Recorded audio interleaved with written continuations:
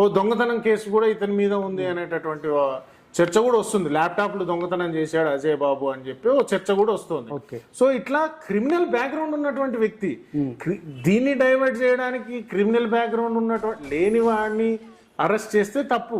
వీడు already criminal.